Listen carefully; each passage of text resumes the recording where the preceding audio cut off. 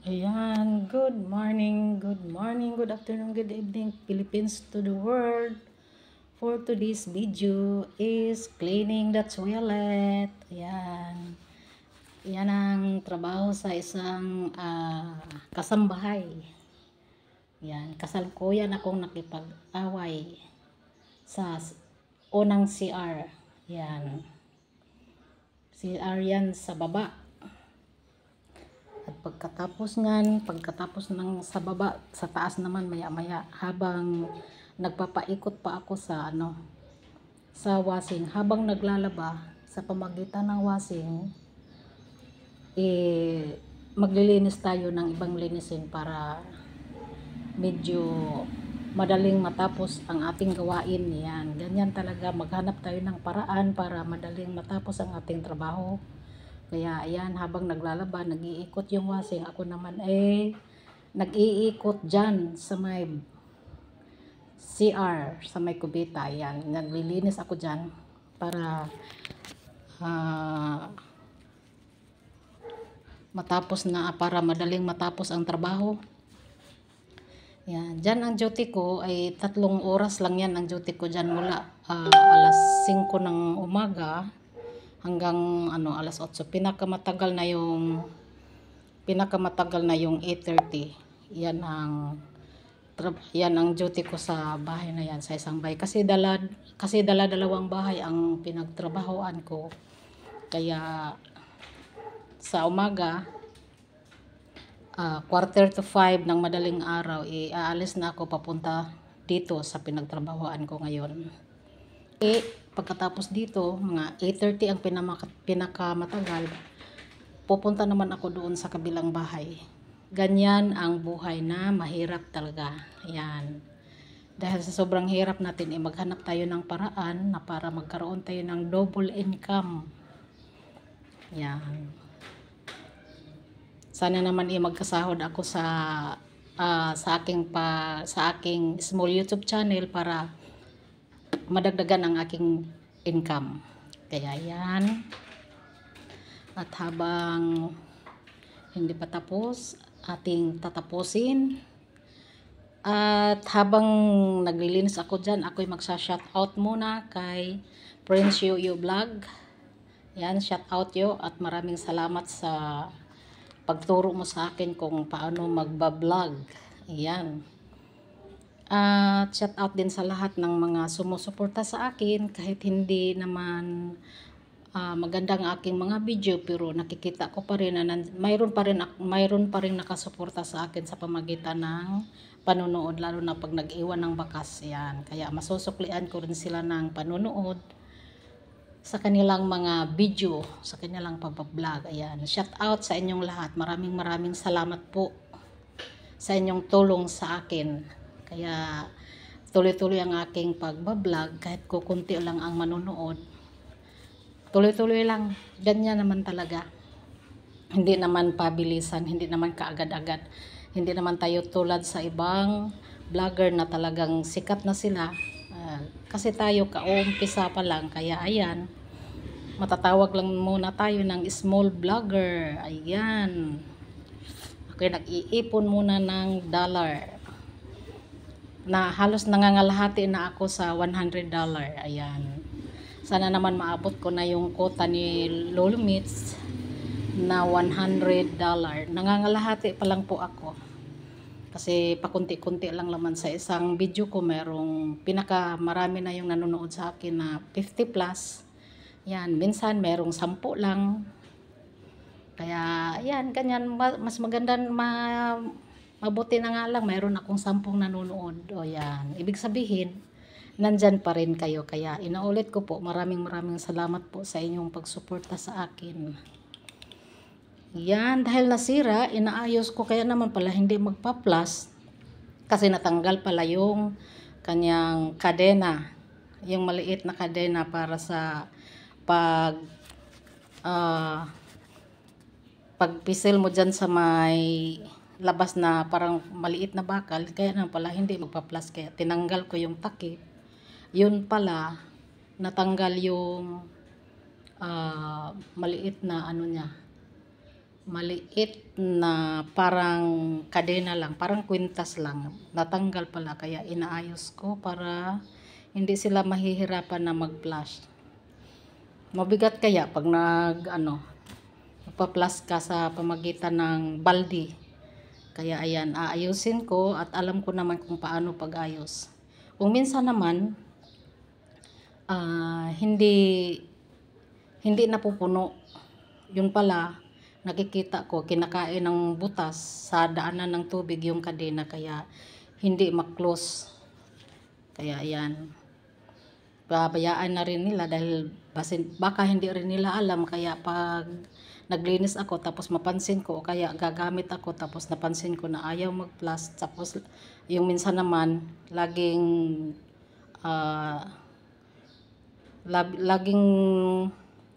tumutunog yung tubig, yun pala hindi na close. Ayan. At ito naman ay nasa ibabaw na ako. Nasa pangalawang CR na ako, sa ibabaw yan. Sa second floor na CR yan. Mas malaki ang sa CR kasi sa second floor. Kasi yung sa baba, maliit lang. Kaya sandali lang ako doon naglinis kasi maliit lang. Siguro kalahati parang hindi kalahati pa rin, mas malaki pa. Hindi pa nangangalahati sa laki yung nasa baba dyan sa taas kasi malaki yung sa taas. Ayan. Yan ang ating trabaho. Magkukuskus ng kubeta. Ayan. Lingguhan ang paglinis ko dyan. Kung minsan wala pang isang linggo, nililinis ko na pagtingin ko sa bowl na medyo marumi na. Ayan, nililinis ko lang. Kahit wala pang isang linggo. Pagtingin ko naman na malinis pa, kaya aabutin ng isang linggo. Lingguhan yung paglinis ko dyan. Kasi ang trabaho ko dito, kinahati-hati ko yung oras. Kasi nga 3 oras lang ako dito, mula alas 5 ng umaga hanggang alas 8 lang. Kaya sa isang araw, maglilinis ako ng isang kwarto. Tapos sa isang kwarto naman, tapos pag nalinis ko na yung 2 kwarto, sa CR naman ako.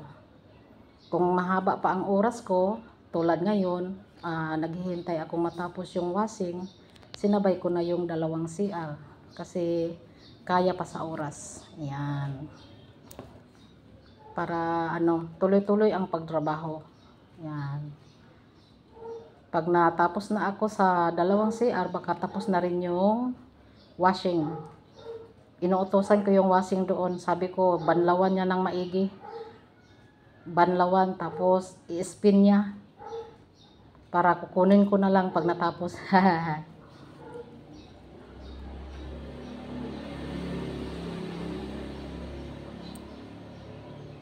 At maraming salamat din naman.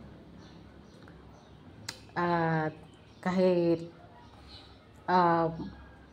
madaling araw, maginaw, minsan nagkasikmura na ako. Pero kaya ko pa.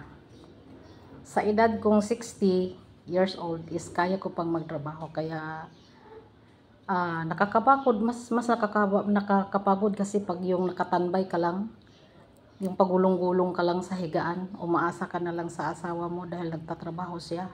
Ako, mahirap yung aasa tayo sa asawa natin kasi hindi natin alam ang panahon. Baka sa isang araw or isang idlap maghiwalay tayo. Naku, paano naman? Magkonsumisyon si ako kasi wala akong hanap buhay. Kaya kailangan 2 kami maghanap buhay para hindi tayo takot. No, hindi tayo takot kung halimbawa man magkahiwalay. Kaya ayan, kailangan magtrabaho tayo mga asawa habang kaya pa.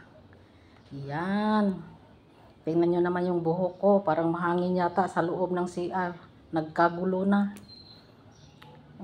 Buti naman yung asawa ko hindi ganun. Ayan. Yung unang pangalawang asawa ko na yun, yung unang asawa ko talaga namang binubugbog ako nun.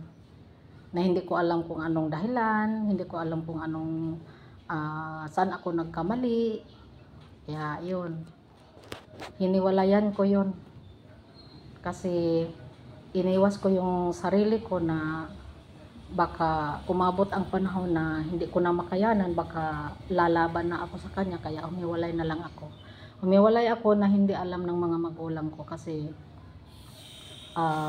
hindi naman ako tulad ng iba, sumbongera. Kaya pag nakita ng mga kapatid ko o kaya sa tatay ko nung buhay pa siya, pag nakita akong meron akong nangingitim sa mukha or sa braso, sasabihin ko na lang na nabangga ako. Yan, kasi mahirap na pag nagsumbong ako tapos pito ang kapatid kong lalaki. Ayaw ko yung may mangyari na magagalit sila sa asawa ko tapos nagkasuntukan sila. Hay nako, mahirap na. Kaya ako na lang ang umiwas. Hanggang sa namatay, saka pa nila nalaman na ganun pala ang ginagawa sa asawa ko dito sa akin. Kasi kung hindi na ako takot, kung magsabi ako sa kanila na ganun ang nangyari sa akin nung habang buhay pa, kasi sino naman ang suntukin nila, wala na, patay na. Kaya ayan. Kaya yung pangalawa kong asawa talaga naman super bait. Hindi nga lang palaimik, hindi tulad ng iba na makipag-usap, ganyan. Lalo na pag hindi pa gaano niyang kakilala, hindi yan umiimik. Totoo nga pala ang sabi ng lola, pag ang una daw, halimbawa ang unang asawa tulad ko, nanununtok, hindi mo alam kung anong dahilan. Pag halimbawa, mag-asawa ka uli, kung ano daw ang una, ang kapalit niyan mabait na. Totoo. Kahit sa pagtatrabaho, bilang isang katulong, unang-unang pasok ko ng katulong sa Manila, talaga namang mabait. Mabait. Kaso, umalis lang ako kasi nag-aawa yung mag-ina kasi gusto ng mama sa pabrika ako. Kasi sa Binondo ako dati. Taga-gupit ng supot, yung bang kulay brown na panglagyan ng mga tinapay, yan ang trabaho ko. Tapos gusto naman ng anak niya, magyaya ako sa anak niya. Kasi marunong daw din ako sa yaya. Kahit anong trabaho naman talaga marunong ako kasi nasanay na ako. Nag-away sila. Umalis ako. 2 linggo lang ako doon. Tapos nung pangalawa kong napasukan, sus, talaga naman niloloblob ang mukha ko doon sa sabon, na may sabon sa pinaglabahan ko sa planggana. Kasi nakatulog ako. Hindi ba naman ako makatulog? Nasa restaurant pa akong nag-open doon, ako nag-close. Mag-close sila ng alas 11 ng gabi. Mag-open ng alas 5 ng umaga. Mag-close ng alas 11 ng gabi. Pagdating doon, maglaba pa ako. Hindi na ako matutulog. Kasi pagka alas 5, labas na naman ako sa bahay, papunta na naman ako doon sa restaurant nila. Kaya pinaglaba pa niya ako ng pagdating ko ng alas 11 sa gabi. Di nakatulog ako doon sa inupuan ko doon sa pinaglabahan ko. Yun, nagising na lang ako, nawakan niya yung buhok ko, tapos nilublob doon sa may planggana na may sabon. Kaya yan. Tapos pag umalis ako doon, mga 1 year na tiis ko pa rin yun yung 1 year. Kasi agency ako dati. Nung unang punta ko sa Manila, agency ako. Kasi nga walang pamasahe, gustong makarating na Manila. Ayan. Tapos yung pangatlo kong amo, yun, mabait naman. Kasi yung una, mabait. Yung pangalawa, hindi. Kaya yung pangatlo, mabait na din. Yun. Ganyan talaga, totoo pala yung sinasabi ng lola ko. Kung ano ang una, papalit yung sunod. Kaya yan. Kaya isa lang ang masasabi ko, totoo pala yung kasabihan ng mga matatanda. Totoo pala. Ayan. Malapit na akong matapos dyan.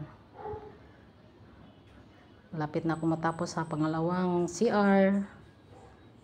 At pag nagpunta na ako doon sa baba at mamaya sisilipin ko yung washing kung tapos na ba siyang maglaba. Kasi naman ang paglaba doon tapos na mali ko pa yung pindot ng washing, ang haba ng oras. Hindi ko na mabago kasi nakaumpisa na, kaya ayan. Medyo matagalan ako nito. Yan. Shout out nga pala kay Sisters Vlog. Ayan, lagi akong nanonood sa mga vlog nyo, yung sa adventure nyo, yung nangunguha ng isda talaga naman. Gustong gusto ko panoorin yun. Ayan. At lahat-lahat ng mga sumusuport sa akin, maraming salamat po. Shout out nga pala kay Boys Bindy. Kasi pinapanood ko yan, nasa Saudi siya. Maganda yung pagtatrabaho nila doon kasi magkasama silang mag-asawa. Yan, shout out sa iyo. Ayan, maraming salamat po talaga sa inyo. Hindi ko man ko kayo maisa-isa, pero kahit hindi ako makapag-iwan mismo ng bakas, pero pinapanood ko kayo. Lalo na pag wala na akong ginagawa, kasi nga katulong tayo, siyempre unahin muna natin ang trabaho bago hawak ng cellphone. Kaya minsan yung nagla-live, minsan pinapanood ko yung nagla-live. Pinabayaan ko na lang yung cellphone. Minsan mag-message lang ako ng isang beses tapos pabayaan ko na. Kasi may ginagawa nga. Siyempre, katulong tayo. Uunahin muna ang trabaho bago tayo humawak ng cellphone para hindi tayo mapagalitan. Mahirap na. Yan. Kahit mabait yung amo natin, hindi tayo mag-aabuso. Kailangan trabahuhin muna natin yung ating tungkulin bilang isang kasambahay. Yan. Pagkatapos ng pananghalian, siguro, ayan, may time na. Magpapahinga na. Habang nagpapahinga, yan, pwede nang humawak ng cellphone. 'Di ba? Kasi pag isabay natin yung trabaho, isabay yung cellphone, hindi tayo madaling matapos. Kasi yung mata natin nasa cellphone, tapos yung kamay natin nasa trabaho. Hindi na magkamali-mali na tayo niyan. Kaya kailangan tapusin muna lahat ng trabaho bago tayo humawak ng cellphone para hindi tayo magkamali at hindi tayo matagalan sa pagtatrabaho. Hindi natin sabayin. Ayan. Yan, shout out kay sino ba yung iba? Chris Mill Vlog. Nakalimutan ko na, kailangan pala pag nag-shout out, kailangan talaga nakasulat talaga yung lahat gusto mong isa-shout out para hindi mo makalimutan. Kasi marami. Yan. Wala namang tumulong sa akin. Tulungan nyo naman akong maglinis para madaling malilinis. Yan. Yung sa kinukulit ko dyan yung sa butas kasi tinatanggal ko yung mga buhok-buhok. Yan. Maraming salamat.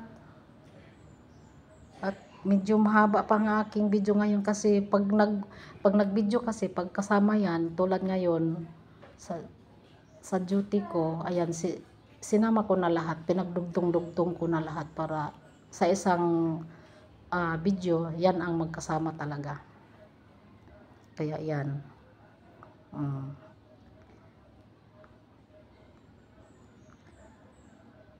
Tapos na ako.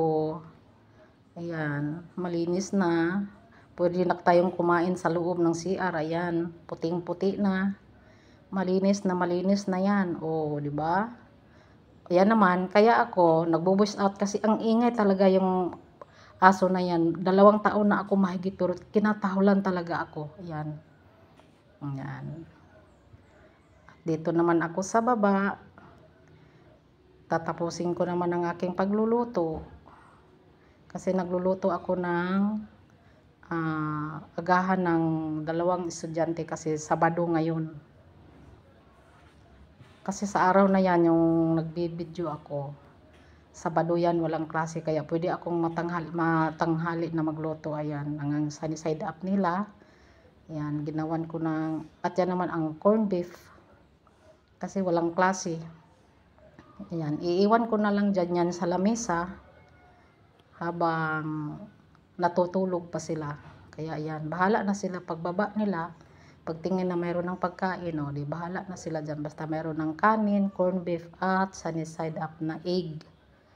2, 4, 6, 6 yan. Tagdalawa silang tatlo. Kasi tatlo lang yung mga bata na iwan dito kasi yung mga magulang at ang lola nasa Cebu. Kaya sila lang tatlo na estudyante natitira. Kaya nilutuan ko na lang ng 6 na sunny side up.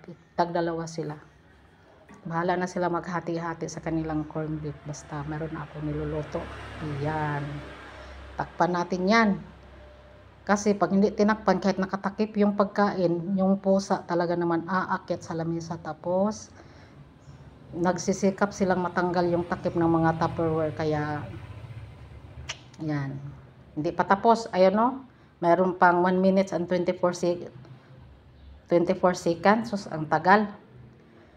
Parang nagutom na yata ako. Tagal matapos kasi, napindot ko ng marami yung, napindot ko ng mas mahabang oras, kaya ayan. Matatapos ko rin yan. Ayan. Matatapos din yan.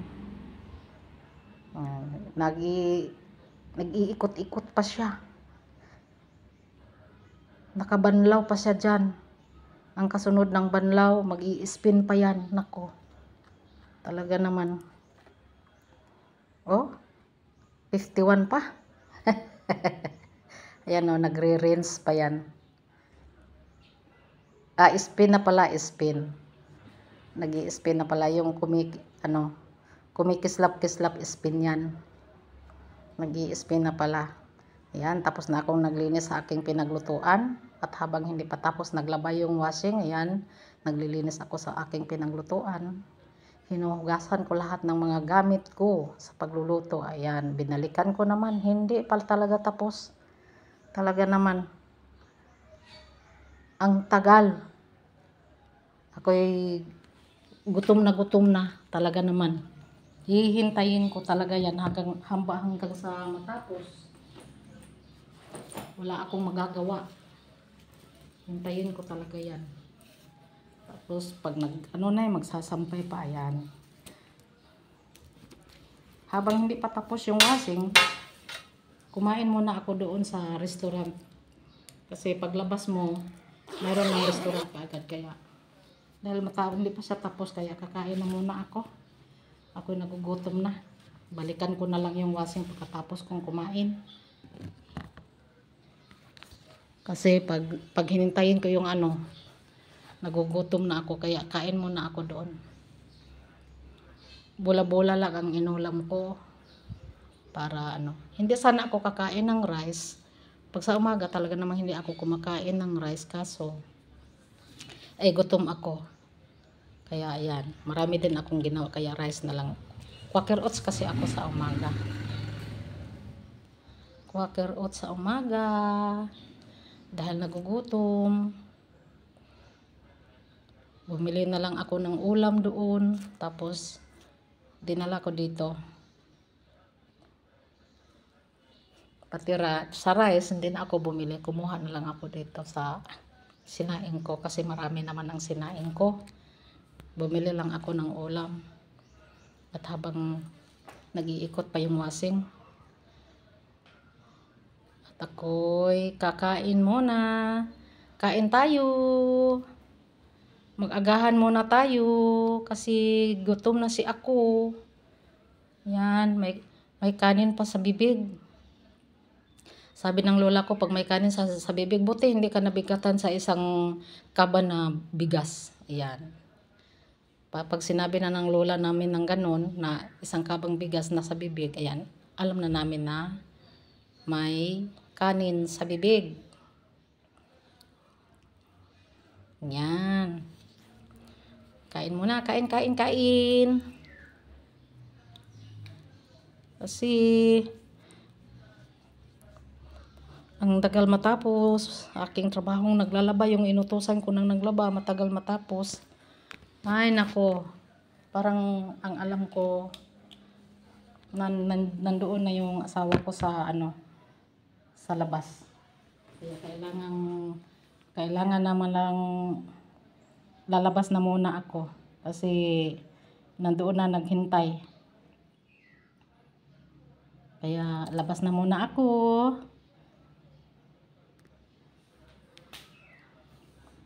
Kasi naghintay na sa labas ang aking wash.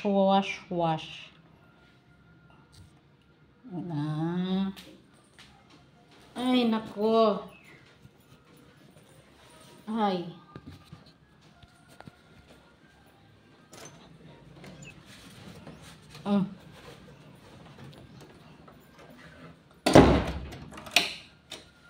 Ay nako. Ang tagal naman natapos ang aking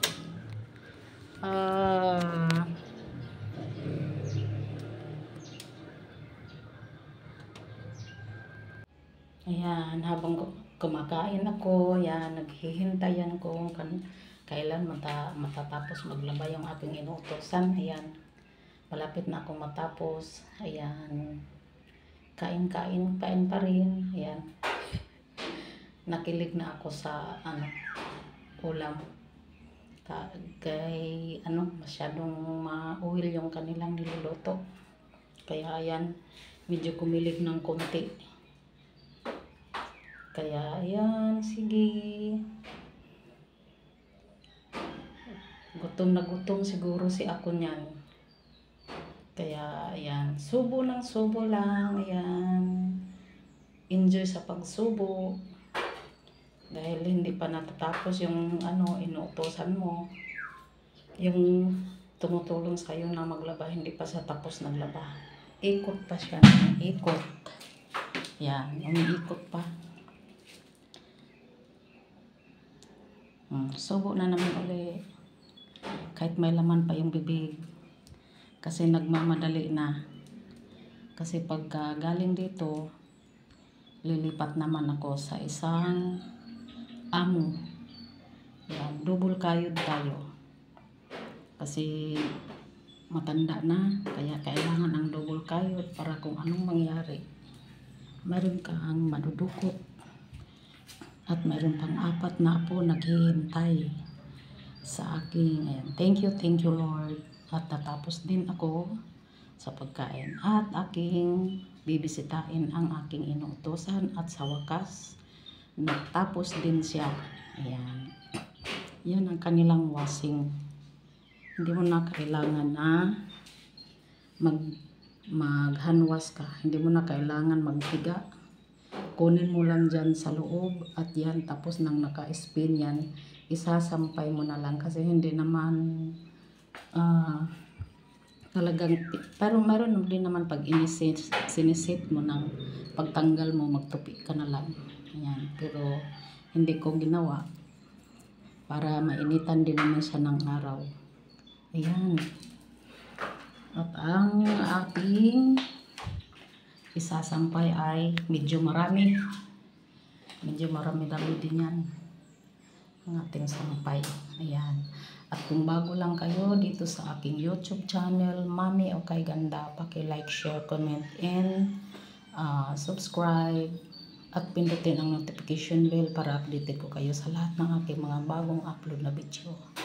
Ayan.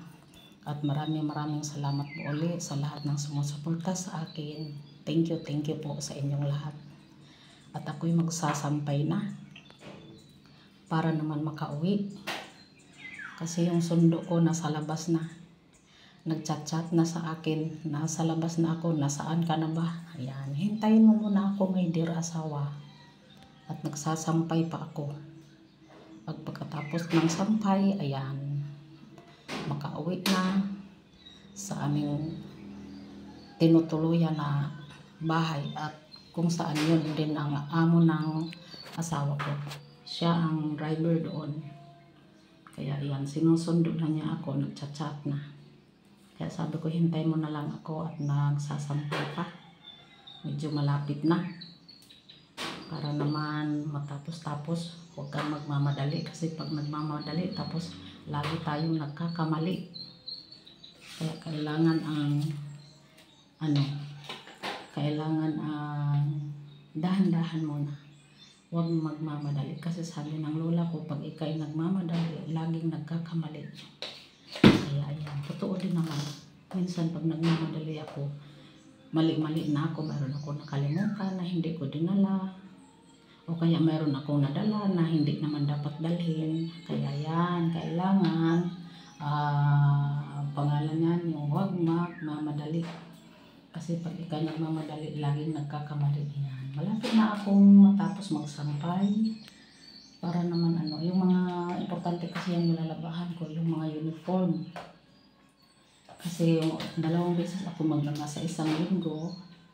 Araw ng Wednesday kasi, nila washing day ng kanilang mga uniform. Kaya Wednesday at saka Saturday ako naglalaba.